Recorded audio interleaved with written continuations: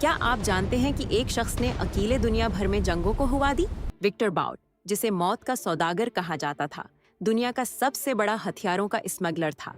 ये साबिक सोवियत अफसर 60 से ज्यादा कार्गो तैयारों का मालिक था, जो दौर दराज के हवाई अड्डों पर इतर सकते थे। वो AK-47 से लेकर सरफेस टू एयर मिसाइलों तक हर कस्म का हथियार सिरालियोन, अफगानिस्तान और कांगो में जंगजुओं को फराहम करता था। इसका नीटवर्क इंतहाई पेचीदा था। जाली कंपनियां, सफारती पासपोर्ट्स और रश्वत के जाल। इंटरपोल की तलाश के बावजूद वो खुलेआम काम करता रहा, लेकिन उसका इंजाम एक चालाक जाल में आया। DEA के एजेंटों ने कोलंबियाई फार्क बागियों का रूप धारा।